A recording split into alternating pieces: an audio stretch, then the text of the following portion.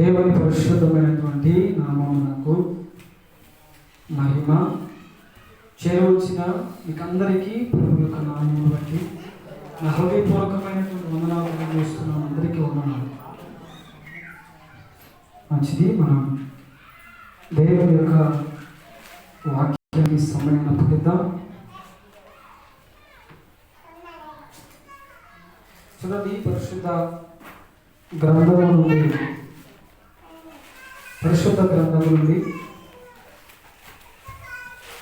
ద్వితీయోపదేశ కాండం 2వ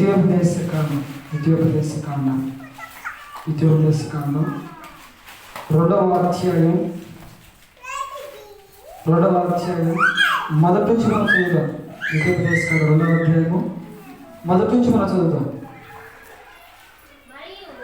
మరియు యెహోవా నాతో చెప్పినట్లు మనము తిరిగి ఎర్ర సముద్ర మార్గమున అరణ్యమునకు ప్రయాణమైపోయి బహుదినములు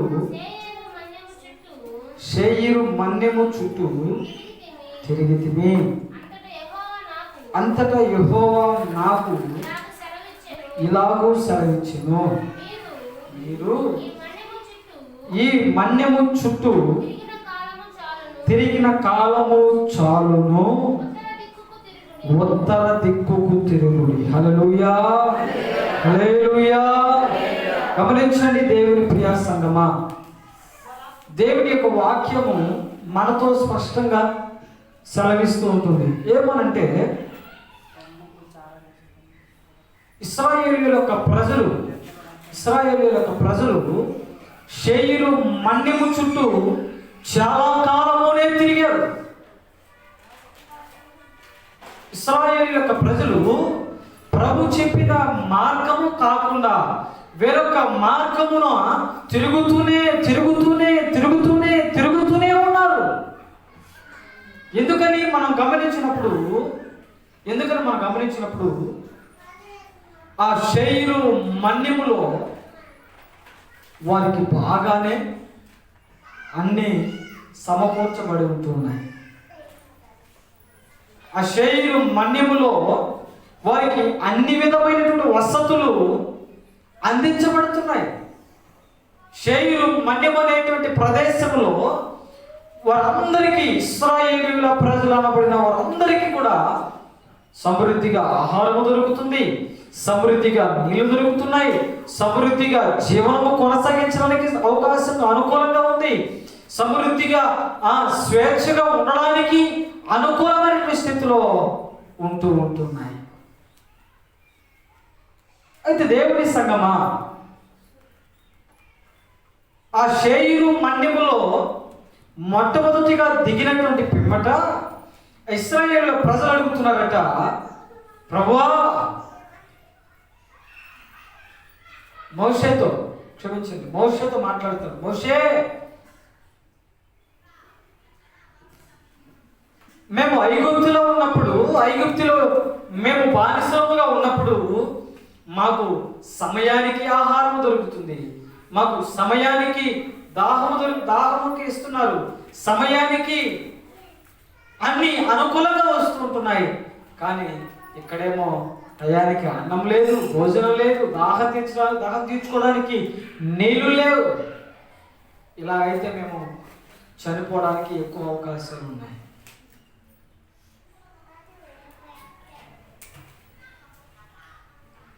అబ్రహాము దేవుడు, ఇస్సాకు దేవుడు, యాకోబు దేవుడు మిమ్మల్ని నడిపించుకొని రమ్మన్నాడు, తీసుకుని రమ్మన్నాడు, విడిపించుకొని రమ్మన్నాడు అని చెప్పావే, ఎందుకు?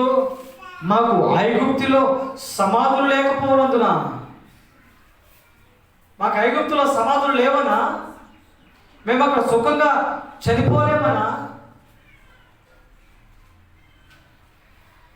ఏమండి, ఇశ్రాయేలు ప్రజలు అడుగుతున్నటువంటి మాట, దేవుడు తీసుకురమ్మన్నాడు. నిజమే, తీసుకొచ్చారు. తీసుకొస్తే ఆహారం పెట్టరా? తీసుకొచ్చిన తర్వాత నీళ్ళు ఎవరా? తీసుకొచ్చిన తర్వాత మా మంచి చెడ్డలు చూడరా?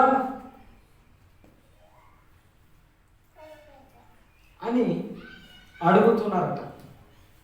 అయితే గమనించిన దేవుని సంగమా, ఈ ప్రకారంగా వారు అడుగుతున్నటువంటి సమయంలో మోషే వారి పక్షమున దేవునితో మాట్లాడాడు. ఏమని? ప్రభువా, నీ బిడ్డలు ఆకలి కొని ఉన్నారు,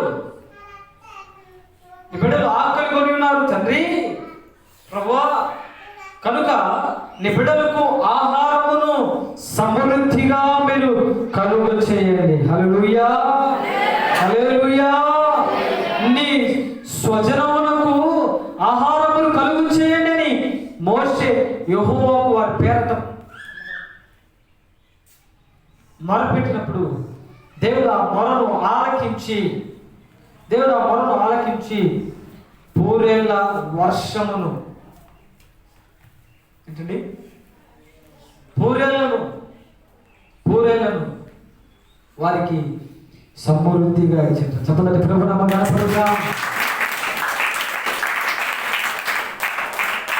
కూడా చెప్పాలి.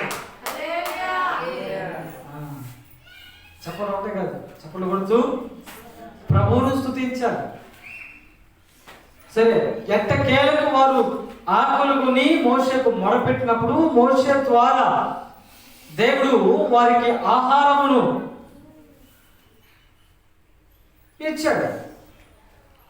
సరే, వారు ఎలా తిన్నారు, వారు ఎలా భుజించారు అనేది మనం గమనిస్తే, ఇదిగోండి, తన వేలు నోటిలో పెట్టుకుంటే ఏలుగు తగులుతున్నాయట మొక్కలు. ఎంత ఆసక్తి లేకపోతే, ఎంత ఆకలి లేకపోతే తిన్నారంటారంత. మనిషి అన్నవాళ్ళు తింటారా? గొంతులో ఏలి పెడితే చేతికి అందుతున్నాయి మొక్కలు. ఏమండి, ఒక్కరోజైనా తిన్నారా? ఎవరైనా ఒక్కరోజైనా తిన్నారా? గమనించండి దేవుని సంగమా, అంత సమృద్ధిగా దేవుడు ఇశ్రాయేలుల ప్రజలకు ఆహారమును ఇచ్చాడు. అంత సమృద్ధిగా ఆహారమును ఇస్తే వాళ్ళు తిన్నారు. తిన్నప్పుడేమో బాగానే భుజించారు, బాగానే తిన్నారు. అయితే తిన్నటువంటి కొన్ని రోజులకే ఎప్పుడు చూసినా ఎప్పుడైనా ఇదేనా?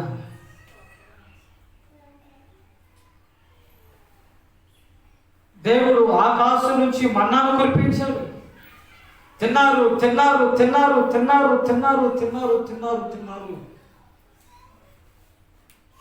అది కూడా వారికి వద్దనుకున్నా. ఎందుకంటే ఇశ్రాయేలీయుల ప్రజలు దేవుడు వారిపైన దృష్టి ఉంచాడు. అందుకే మిగతా వారు పట్టించుకోలేదు దేవుడు. ఇశ్రాయేలీయుల ప్రజలు అంటే ఆయన స్వాస్థ్యమని, ఇశ్రాయేలు జనాంగం అంటే ఆయన సొంత జనులని దేవుడు ఉద్దేశించుకున్నాడు, దేవుడు అనుకున్నాడు. అందుకే ప్రభువు క్రీస్తు లోకానికి వచ్చిన తర్వాత ఆమె ప్రభువు అయినటువంటి యేసుక్రీస్తుని వారితో మాట అంటుంది, అయ్యా,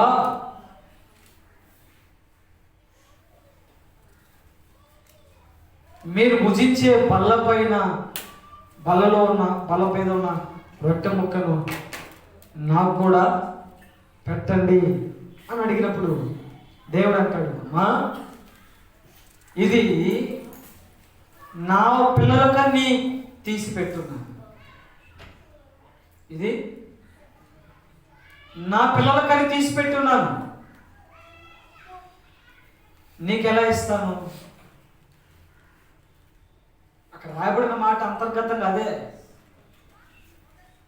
అప్పుడు అమంటది, అక్కడ రాయబడిన మాట అప్పుడు అమంటది, అయ్యా, బల్లపై నుంచి మీ పిల్లలు తిని మిగిలింది ఆ బల్ల మీద నుంచి కింద పడితే ఆ రొట్టె ముక్కను కుక్క పిల్లలైనా తినవచ్చు కదా. హల్లెలూయా, హల్లెలూయా. ఆ రొట్టె ముక్కను ఎవరైనా తినవచ్చును కదా అన్నమాట. అంటే ఏంటంటే నీ సొంత జనము, నీ స్వజనము, నా సొంత వారు అని నీవు అనుకుంటున్న వారే నిన్ను వద్దనుకుంటున్నారు. నీ స్వజనమే, నా సొంత జనమే, నా సొంత జనాంగమే, నా సొంత ప్రజలు అనుకుంటున్నటువంటి వారే నిన్ను ఆ రొట్టెను వద్దనుకుంటున్నారు. వద్దనుకున్న రొట్టెను మేము తీసుకోవడంలో తప్పేముంది ప్రభువా అని ఆ సహోదరు అడిగినప్పుడు దేవుడు ఆమెలో ఉన్న అంతర్గత విషయాన్ని దేవుడు ఆలకించి ఆమె అంటాడు, అమ్మా నీ విశ్వాసము చాలా గొప్పది. హల్లెలూయా, నీ విశ్వాసము చాలా గొప్పది. ఎందుకంటే దేవుడి వాక్యం అంటుంది, ఇశ్రాయేలుల ప్రజలకు దేవుడు దేవుడుగా ఉన్నాడు. దేవునికి వారు జనాంగముగా ఉన్నారు. అందుకే వారికి ఏ కష్టము రానివ్వకుండా ఆ ఐగుప్తు నుంచి విడిపించబడిన తర్వాత వారికి ఏ కష్టమును రానివ్వకుండా ప్రభు అంత జాగ్రత్తగా వారిని పోషిస్తూ ఉన్నటువంటి సమయ సందర్భంలో వారు మన్యము చుట్టూనే ఎందుకు తిరగడానికి గల కారణం ఏమిటి అని మనం గమనించినప్పుడు, ఈ మన్యము అనే ప్రదేశంలో వారికి అన్నీ అనుకూలంగానే జరుగుతున్నాయి. అన్నీ అనుకూలంగా జరుగుతున్నాయి. ఉదయాన్న టిఫిన్, పలహారం, మధ్యాహ్నము భోజనం, లంచ్, సాయంత్రము స్నాక్స్, రాత్రి భోజనం. అన్నీ సౌకర్యంగానే జరుగుతున్నాయి. అన్నీ క్రమ ప్రకారంగానే జరుగుతున్నాయి. అయినా వారు దేవుని మీదకు తిరుగుబాటు చేశారు. చెప్పబడుతుంది అక్కడ దేవుని వాక్యంలో. అయినా కూడా వారు దేవుని మీద తిరుగుబాటు చేశారు. నిర్గమాకాండంలో అనుకుంటాను, నిర్గమాకాండంలో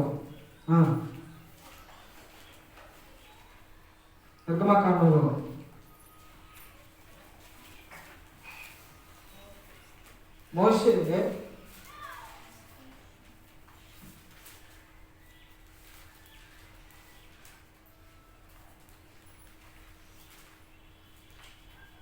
చూడండి, దేవుని యొక్క పరిశుద్ధ గ్రంథములో నిర్గమకాండము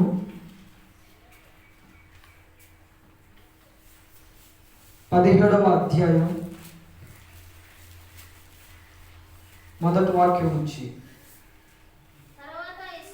తర్వాత ఇశ్రాయేలుల సర్వ సమాజము యెహోవా మాట చొప్పున తమ ప్రయాణములలో సీను అరణ్యము నుండి ప్రయాణమైపోయి రెఫీదీములో దిగిరి. ప్రజలు తమకు త్రాగ నీళ్లు లేనందున మోషేతో వాదించుచు త్రాగుటకు మాకు నీళ్ళిమ్మని అడుగగా, మోషే మీరు నాతో వాదింపనేలా, యెహోవాను శోధింపనేలా అని వారితో చెప్పెను. అక్కడ ప్రజలు నీళ్లు లేక తప్పికొని మోషే మీద సనుక్కొనడం ప్రారంభించిన తర్వాత మోషే వారి పక్షమున దేవుడి పట్ల దేవుడికి ప్రార్థన చేయగా నీళ్లు దేవుడు ఇచ్చాడు. తాగారు.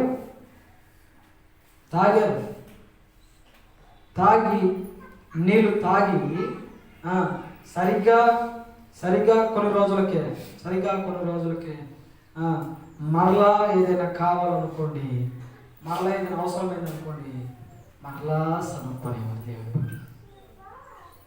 మాకేం చేస్తాడు దేవుడు, మాకు చేయడు దేవుడు, మాకేం చేస్తాడు, మాకు చేయడు మాకు చేయడు మాకు చేయడు అని సరుకోవడం ప్రారంభించేవారు. గమనించండి దేవుడి సంగమా, ప్రకారంగా వారికి అన్ని అనుకూలంగా దేవుడు అప్పగిస్తున్నప్పటికీ కూడా వారు దేవుడి పైన తిరుగుబాటుతనం చేశారు. అందుకే ఆ సహోదరి చాలా చక్కగా అంటది, ప్రభువా మీ పిల్లలు తిని మిగిలించిన రొట్టె మొక్క బల్ల నుంచి కింద పడితే కుక్క పిల్లలు తినవచ్చును కదా. అంటే క్రైస్తును వద్దనుకున్నటువంటి నీ సొంత జనమే, అన్యులైనటువంటి అన్యురాలైనటువంటి నేను నిన్ను నాలోకి చేర్చుకోవడంలో తప్పేముంది ప్రభువా? ఒక అన్యురాలుగా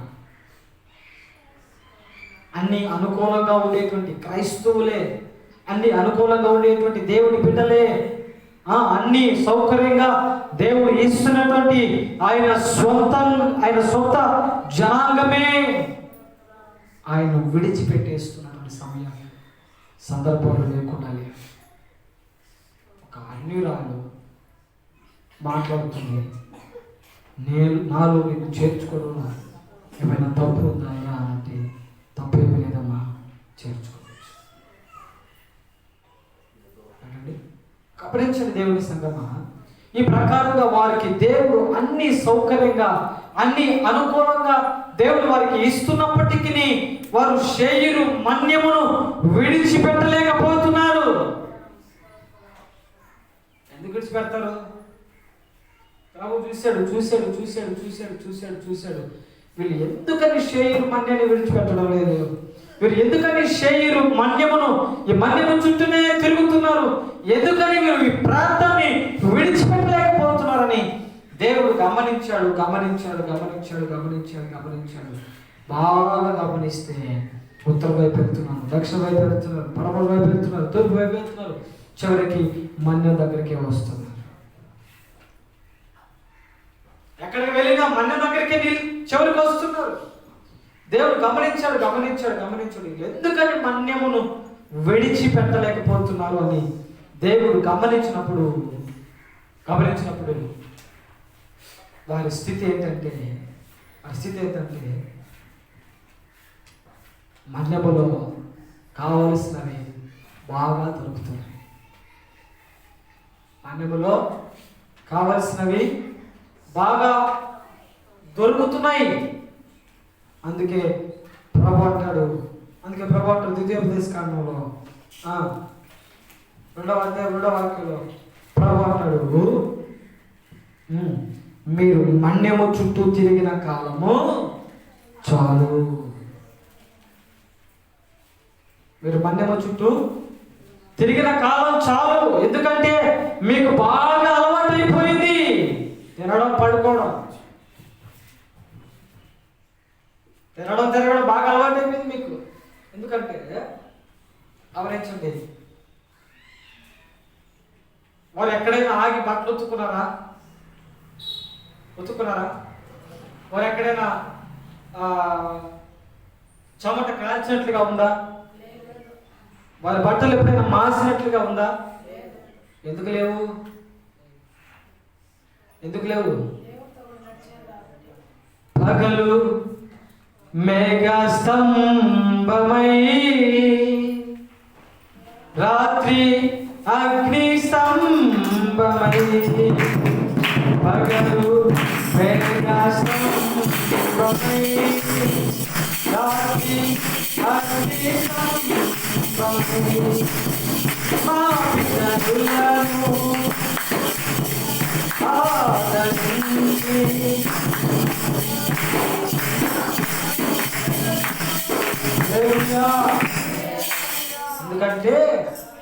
ఎందుకంటే పగలేమో మేఘ స్తంభముగా, రాత్రి ఏమో అగ్ని స్తంభం. పగలు తన స్వాస్థ్యమునకు అంటే ఇశ్రాయేలు ప్రజలకు ఈ ఎండ వారికి తగిలి వారు ఎక్కడ చెమట కారుస్తారో, నా బిడ్డలు ఎక్కడ చెమట కారుస్తారో అని వారిని ప్రభు వారిని చూసి జాలి కనికరమును వారి పైన పడి ఐగుప్తుల వారు కాల్చిన చెమట చాలు అని ప్రభు ఉద్దేశించి వారికి చెమట కూడా కార్చకుండా వారికి చెమట కూడా కారకుండా వారిని సురక్షితంగా నడిపిస్తున్నాడట. హల్లెలూయా, హల్లెలూయా. బట్టలు మాసిపోవడం లేదు, స్నానం చేయడం లేదు, బట్టలు మాసిపోవడం లేదు, వండుకునే స్థితి లేదు. వండుకోవడానికి బియ్యం లేక పిండి ఇవన్నీ ఉండాలి. పిండి ఉంటే సరిపోద్దా? ఆ కట్టెలతో మంట వేయాలి, మంట వేసిన దాన్ని పిండిని కాలవాలి, చాలా ఉన్నాయి. ఇవన్నీ చేసి ఎక్కడ చెమట కారుతుందో అని ప్రభు ఆ ఇశ్రాయేలు ప్రజల పట్ల జాలి కనికరమును పడి వారిని సుఖంగానే చూడాలని ప్రభు ఉద్దేశించాడు. అందుకే తింటున్నారు, నడుస్తున్నారు. ఎక్కడైనా బాగా మంచి ప్రదేశం దొరికితే అక్కడ రాత్రికి పడుకొని మరలా ఉదయం మోషతో మాట్లాడితే దేవుడితో మాట్లాడితే ఆహారం వస్తుంది. తింటున్నారు, తాగుతున్నారు, తిరుగుతున్నారు. తింటున్నారు, తాగుతున్నారు, తిరుగుతున్నారు.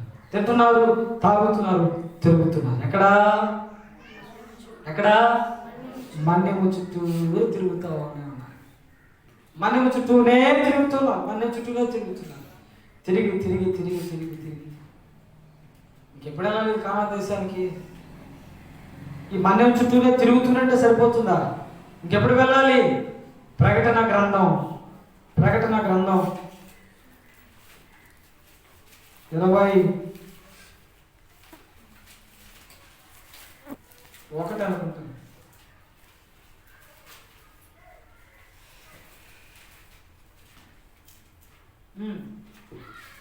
ప్రకటన 21 మొదటి నుంచి.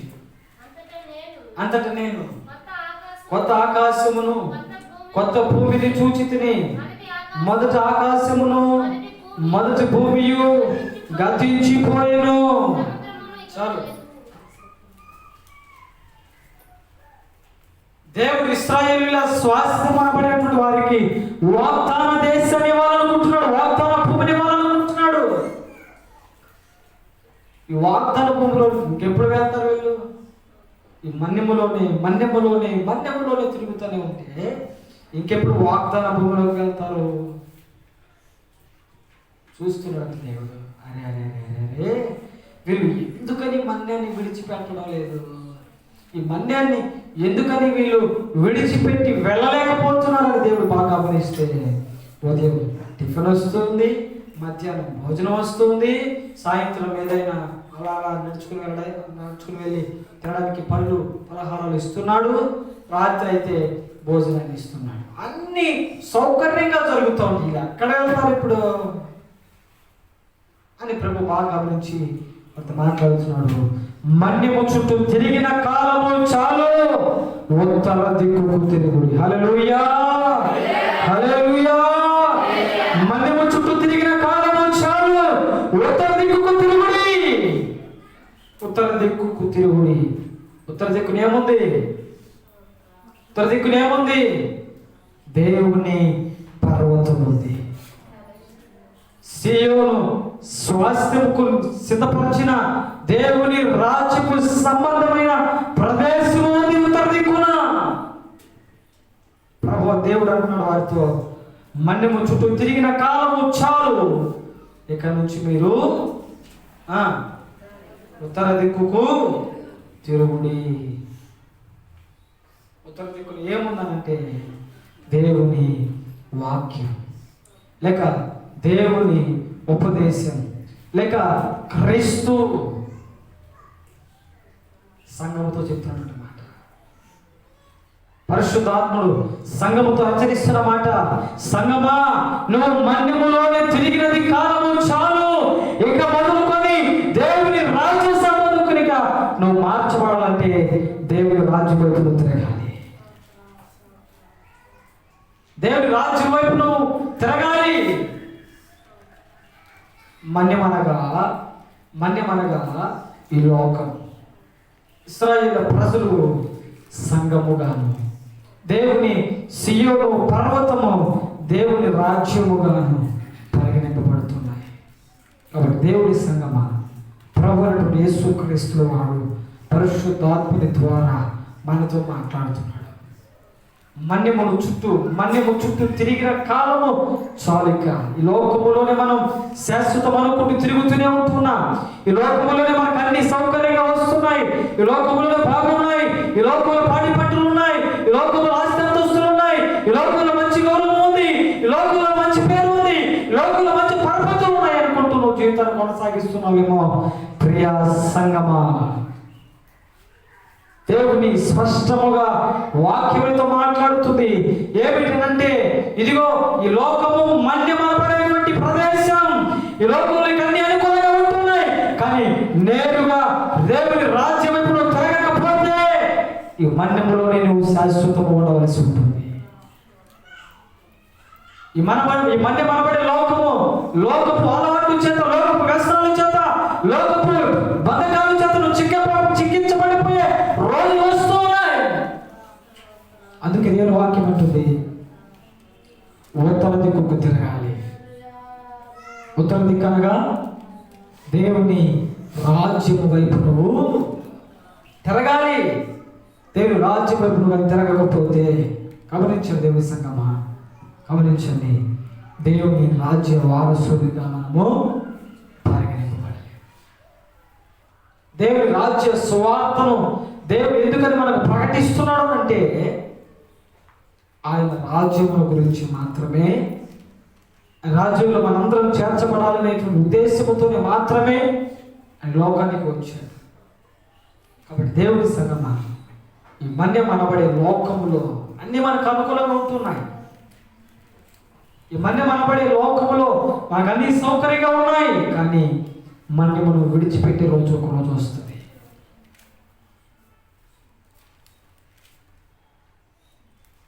ఈ మన్యము మనకు ఒక ఉదాహరణగా దేవుడు ఇచ్చాడు. ఈ మన్యము మన జీవితమును సిద్ధపరచుకునేందుకు దేవుడు ఇచ్చినటువంటి అవకాశం. కానీ ఈ మన్యమే మనం శాశ్వతం అనుకుంటూ, ఈ మన్యమే మనకు జీవితం అనుకుంటూ, ఈ మన్యమే మనకు చిరకాలం అనుకుంటూ, ఈ మన్యమే మనకు జీవితాంతం అనుకుంటూ, ఈ మన్యములోనే మనం బ్రతుకుదామని అనుకుంటున్నామేమో. ఈ మన్యము అనేపడి ఈ లోకమును విడిచిపెట్టే రోజు ఒక రోజు వస్తుంది. అప్పుడు ఈ పరిస్థితి ఏంటి? మన్యం అనేపడి లోకాన్ని నువ్వు విడిచిపెట్టమనే రోజు ఒక రోజు వస్తుంది. ఆ రోజు నీ స్థితి ఏంటని మనకు మనమే ఆలోచన చేయాలి.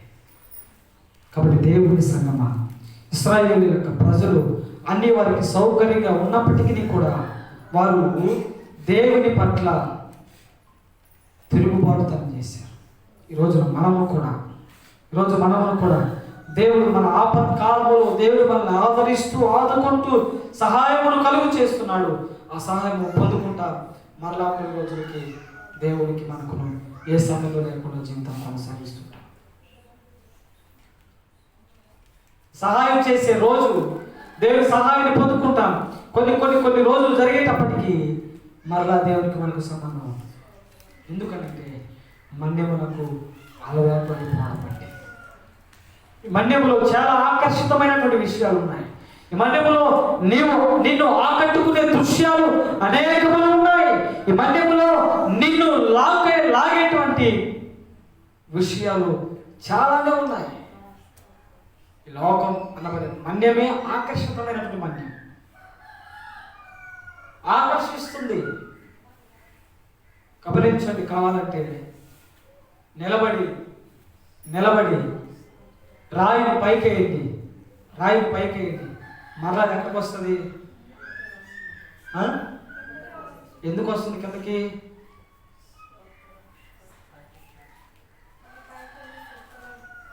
భూమి ఆకర్షించడం వల్ల. భూమి ఆకర్షించడం వల్ల అదే స్పేస్లో చంద్రమండలంలో రాయి వేయండి, నువ్వే ఎక్కడైతే రాయి వేస్తావో, ఎక్కడైతే ఏ వస్తువు వేస్తావో అక్కడ నిలబడిపోతుంది. ఎందుకంటే అక్కడ ఆకర్షణ లేదు. భూమి అనే లోకము ప్రతిదాన్ని కూడా ఆకర్షిస్తుంది. ప్రతి విషయం బట్టి నిన్నైనా నన్నైనా ఎవరినైనప్పటికీ కూడా ఆకర్షిస్తుంది. చివరకు ప్రభు అయిన క్రీస్తును కూడా లోకము ఆకర్షించడానికి పట్టుబట్టినప్పటికీ కూడా దేవుడు ఆకర్షితుడు కాకపోవడంతో లోకము అనే మన్యమును జయించి తిరిగి లేశాడు. హల్లెలూయా, హల్లెలూయా. మనము కూడా ఈ లోకమునకు ఆకర్షితులమై, మనము కూడా ఈ లోకమనే మన్యమునకు ఆకర్షితులమై ఉండకుండా ప్రభు ఏర్పాటు చేసిన రాజ్య సంబంధికులుగా మనం మార్చబడడానికి దేవాది దేవుడు సహాయమును మనందరికీ కూడా కలుగు చేస్తాడు. ఎప్పుడు దేవునికి మనము అప్పగించినప్పుడు, కాబట్టి దేవుడి సంగమా, ఈ మన్యమనబడే లోకము చాలా రంగులమై, లోకం అనబడే మన్యం చాలా రంగులమయం. ఎవరికి కావలసినటువంటి వాటి ఉద్దేశానుసారంగా వారిని పడద్రోయడానికి ఈ లోకము అంత అనుకూలంగా సిద్ధపరచబడుతుంది. కాబట్టి దేవుని సంగమా, దేవుని వాక్యము సెలవిస్తుంది, మన్యము చుట్టూ తిరిగిన కాలము చాలు. మన్యమనగా ఈ లోకమే మన్యం.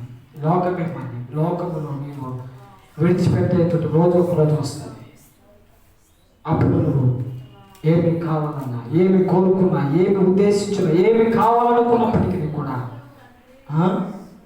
రాని చివరికి దేవుని మాట కూడా, చివరికి దేవుని చూపు కూడా ఏమైనా లోకం అనబడే మన్యమును విడిచిపెట్టకపోతే, దేవుని రాజ్యము వైపు, దేవుని సన్నిధి వైపు నువ్వు తిరగకపోతే, క్రీస్తు వైపునకు నువ్వు తిరగకపోతే దేవుని వైపు తిరగడం.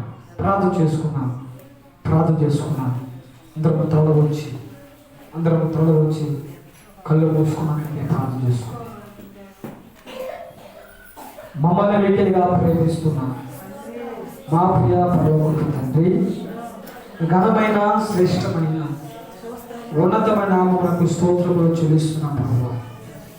ఇదిగో నాయన, ఇంతవరకు నీ ప్రియ బిడ్డలతో నువ్వు మాట్లాడవేది బట్టి మన్యము చుట్టూ తిరిగిన కాలము చాలు, ఉత్తర వైపు నాకు తిరుగుడి విలేకరులు సెలవిస్తున్నాం ప్రభువా. లోకమనగా మన్యమనగా ఈ లోకములో ఉన్నటువంటి అలవాటులకు మేమందరము బాధిస్తులమై, ఈ లోకం అనబడే వ్యసనాలకు మేమందరము కూడా ఆకర్షితులమై ఉండకుండా ఈ రాజ్యం వైపు తిరిగేటువంటి వారంగా సహాయం చేయండి. చిన్నపిల్లలు బట్టి, యవనస్తులు బట్టి, యుక్త వయసు గల వారిని బట్టి, వృద్ధాప్యంలో ఉన్నటువంటి వారిని బట్టి సరిదిగా అప్పగిసుకోకుండా మీరే జ్ఞాపకం చేసుకోమని మహిమలు గానం మీరు పొందుకున్నాను. క్రైస్తవ పరిశుద్ధమైనటువంటి నామములోనే ప్రార్థించి అడిగి పొందుకుంటున్నాము తండ్రి. ఆమేన్. హల్లెలూయా, హల్లెలూయా. మనకు ప్రార్థన ఆశీర్వాదము. పరమ తండ్రి అయిన ప్రేమయు ప్రభు అయినటువంటి యేసుక్రీస్తు వారి యొక్క కృపయు పరిశుద్ధాత్మని అన్యోన్యమైన సహవాసము మనకును లోకములో పరిశుద్ధులకును ఆయన సంగమాన్ని పరిగణించబడిన వారందరికీ సదాకాలము ఆయన సన్నిధి తోడై నుండి వర్ధిల్లింపచేయును గాక. ఆమేన్, ఆమేన్, హల్లెలూయా. నా ప్రాణమా యెహోవాను స్తుతించు, నా అంతరంగమున సమస్తమాన పరిశుద్ధ నామమును స్తుతించు. నా ప్రాణమా యెహోవాను స్తుతించు, ఆయన చేసిన ప్రకారం దేవుని మర్చిపోకు. నా ప్రాణమా యెహోవాను స్తుతించు, యెహోవానే సన్నుతించు. ఆమేన్, ఆమేన్, హల్లెలూయా. దేవుని నామానికి మహిమ.